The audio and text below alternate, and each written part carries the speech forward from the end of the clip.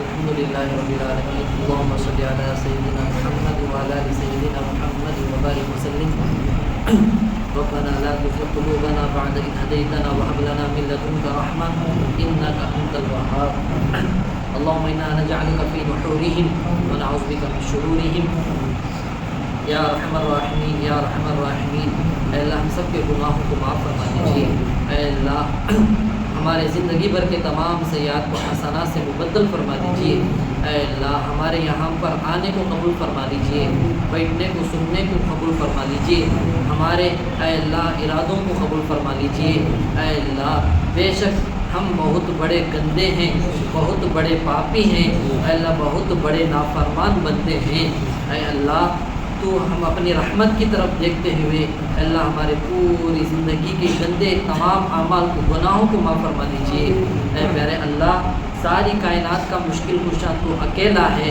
اے اللہ تو ہی تمام کے مسئلوں کا حل نکال سکتا ہے اے اللہ تو ہی اللہ سب کا بھلا کرنے والا ہے اے اللہ سب کے حق میں بھلائی کے خیر کے برکتوں کے اے اللہ مغفرت کے بخشش کے فیصلے فرما دیجیے اے اللہ یہاں تیرے گھر میں ہم بیٹھے ہوئے ہیں اے اللہ بیٹھنے والوں میں سے اے اللہ کون کون سے تیرے نیک بندے ہوں گے اللہ تو ہی جانتا ہے اے اللہ ایک گنہگار بندہ اے اللہ کچھ قرآن حدیث کی بات بتا کر اے اللہ دعا کر رہا ہے تیرے نیک بندے بیٹھ کر آمین کہہ رہے ہیں اے اللہ ان کے آمین کے کہنے کو قبول فرما لیجیے اے اللہ ہمارے سب کے زندگیوں میں اے اللہ ہر طریقے سے آگے سے پیچھے سے اوپر سے اندر سے باہر سے ہر طرف سے حفاظت فرما لیجیے اے اللہ زمینی آسمانی آفتوں سے مصیبتوں سے بیماریوں سے حفاظت فرما لیجیے اے اللہ ہم بہت بڑے گنہگار ہیں اے اللہ ایک مرتبہ رحمت کی نظر سے دیکھ لیجیے اے اللہ پورے عالم میں بھلائی کے خیر کے نظر کرم کے اے اللہ عافیت کے فیصلے فرما دیجیے اے اللہ حالت دن بدن بہت خراب ہوتی جا رہی ہے اے اللہ یہ مٹھی پر جماعت اے اللہ مسلمانوں کے ائمہ کو اے اللہ مار دے رہے ہیں اے اللہ علماء کو شہید کر رہے ہیں مسلمانوں کو نشانے میں لیا جا رہا ہے اے اللہ بے شک ہم بہت بڑے اے اللہ نافرمان گنہگار بندے ہیں اے اللہ ہمارے پاس ہاتھوں میں گھنٹے گھنٹے موبائل لینے کے لیے طاقت ہے تھوڑی دیر قرآن اٹھا کر پڑھنے کے لیے طاقت نہیں ہے توفیق نہیں ملتی ہے اے اللہ پوچھنے پر قرآن پڑھنے نہیں آتا بولتے ہیں لیکن انگریزی نہ پڑھ کر بھی موبائل چلا لیتے ہیں کل قیامت کے دن یہ موبائل یہ ہاتھ انگلیاں ہمارے خلاف گواہی دے دیں گے اے اللہ اتنے بڑے گنہگار ہیں اے اللہ ماں باپ کی خدمت کرنے نہیں ہوتا ہے اے اللہ نماز کو آنے نہیں ہوتا ہے اے اللہ کوئی نیا فلم ریلیز ہوتا ہے وہاں پر کیوں میں مارا ماری کر کے سیٹیں خریدتے ہیں اے اللہ اس وقت میں اگر تیرا عذاب آ جائے گا اسی تھیٹر میں ہم زمین میں دھس جا کر جہنم میں چلے جائیں گے۔ اے اللہ معاف فرما دیجئے، اے اللہ معاف فرما دیجئے۔ اے اللہ راتوں کو ہم نے اپنے ماں باپ کو دھوکہ دیا ہے، اے اللہ ہمیں اپنے رشتہ داروں کو دھوکہ دیا ہے، اپنے بیوی بچوں کو دھوکہ دیا ہے۔ اے اللہ کیونکہ راتوں کو ہمیں موبائلوں میں رہ کر یا دوسروں سے رابطے میں ہو کر اے اللہ زندگی میں نحوستوں کو دعوت دیے ہیں، بیماریوں کو دعوت دیے ہیں، بے برکتی کی دعوت دیے ہیں۔ اے اللہ آج کی اس توبے کی مجلس میں، ذکر کی مجلس میں سچے دل سے توبہ کر رہے ہیں۔ اے اللہ معاف فرما دیجئے۔ اے اللہ تجھے معافی بہت پسند ہے، تو معاف کرنے کو بہت پسند فرماتا ہے، معاف فرما دیجئے۔ اے اللہ یہاں بڑی عمر کے بزرگ حضرات بھی بیٹھے ہیں، علماء بھی بیٹھے ہیں، نوجوان بھی بیٹھے ہیں۔ اے اللہ تجھے نوجوانوں کی توبہ بہت پسند ہے، اے اللہ عبادت بھی بہت پسند ہے، قبول فرما لیجئے، قبول فرما لیجئے۔ اے اللہ جتنے یہاں پر بیٹھے ہیں اس وقت میں ہر گھر میں اے اللہ کم از کم کسی نہ کسی خاندان میں اس وقت میں سلطان صلاح الدین ایوبی کی سخت ضرورت ہے۔ اے اللہ اس وقت میں کسی نہ کسی شہر میں ٹیپو سلطان جیسے مجاہد کی ضرورت ہے، لیکن ایسے پیدا نہیں ہو رہے ہیں۔ اے اللہ فلموں کے چاہنے والے، تھیٹروں کے چاہنے والے، شراب کے پیچھے بھاگنے والے، ڈرگس کا استعمال کرنے والے، اے اللہ گانجا استعمال کرنے والے، اے اللہ لڑکیوں کے پیچھے بھاگنے والے پیدا ہو رہے ہیں۔ اے اللہ یہ قصور ہمارا ہے، یہ قصور اپنا ہے۔ اے اللہ معاف فرما دیجئے۔ ہماری عبادتیں نام کی رہ گئی، ہماری عبادتوں پر شیطان چیخیں مارتا تھا، لیکن آج شیطان خود ہماری عبادتوں کا مذاق اڑا رہا ہے۔ ہماری عبادتیں ایسی ہو چکے ہیں، اے اللہ معاف فرما دیجئے۔ اے اللہ سمجھ کی توفیق نصیب فرما دیجئے۔ اے اللہ یہاں بیٹھنے والوں میں سے ہر ایک کی دلی نیک تمناؤں کو پوری فرما دیجئے۔ اے اللہ استقامت کے ساتھ اے اللہ تیرا محبوب بندہ بنا دیجئے۔ اے اللہ اپنے اندر احساس پیدا کر دیجئے، غیرت پیدا کر دیجئے۔ اے اللہ کل قیامت کے دن ہمارے اگر نام اعمال میں گناہ باقی رہے، اے اللہ دنیا میں تو ہم ذلیل ہو کر گزر گئے، آخرت میں بھی ذلیل ہو جائیں گے، معاف فرما دیجئے۔ اے اللہ جو کچھ ذکر کریں اپنی بارگاہ میں بے حد قبول فرما لیجئے۔ اے اللہ یہ ذکر کے دین کے مجالس میں جو لوگ فکر کر کے جان مال وقت کی قربانی لگائے ہیں، اے اللہ بے حد قبول فرما لیجئے۔ اے اللہ ہر ایک کے اے اللہ دینی نیک مرادوں کو اے اللہ دونوں جہاں میں بعافیت تکمیل تک پہنچا دیجئے۔ اے اللہ ہر ایک کو ہر نقصان چیزوں سے، بلاؤں سے، آفتوں سے، جادو سے، جنات سے، اے اللہ بری نظر سے، بے برکتی سے، ہر قسم کے نحوستوں سے بھرپور حفاظت فرما لیجیے۔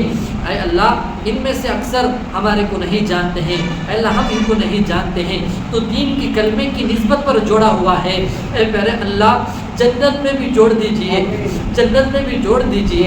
اے اللہ محروم ہو جانے سے حفاظت فرما لیجئے۔ اے اللہ گرم دھوپ کو برداشت نہیں کر سکتے ہیں، اے اللہ دنیا کی ایک آگ کو ہم کیسا برداشت کریں گے، لیکن دنیا کی آگ کے 70 ڈبل اے اللہ جہنم کی آگ ہوگی۔ اے اللہ حفاظت فرما لیجئے، ہم اس قابل نہیں ہیں، عافیت کا معاملہ فرماتے ہوئے آزمائشوں سے بھرپور حفاظت فرما لیجئے۔ اے اللہ جو ساتھی، جو لوگ، جو نوجوان سچے دل سے اے اللہ توبہ کر کے توبے کے بعد سے کلمات پڑھ چکے ہیں، استقامت عطا فرما دیجیے، زندگیوں کو بدل دیجیے۔ اے اللہ اس چھوٹی موٹی دعا کو اپنی رحمت کے صدقے میں، آپ صلی اللہ علیہ وسلم کے وسیلے صدقے تو فعل میں بے حد قبول فرما لیجیے۔ اللہ جو کچھ مانگے اپنے بے بسی کا مانگا ہے، اے اللہ تو اپنے شان عطا فرما دیجیے۔ اللهم انا نسألك من خير ما سألك منه نبيك وحبيبك محمد صلى الله عليه وسلم ونعوذ بك من شر ما استعاذك منه نبيك وحبيبك محمد صلى الله عليه وسلم وأنت المستعان وعليك البلاغ لا حول ولا قوة إلا بالله العلي العظيم. اللهم هذا الدعاء وعليك الإجابة وهذا الجهد وعليك التكلان. ربنا تقبل منا إنك أنت السميع العليم وتب علينا إنك أنت التواب الرحيم برحمتك يا أرحم الراحمين والحمد لله رب العالمين.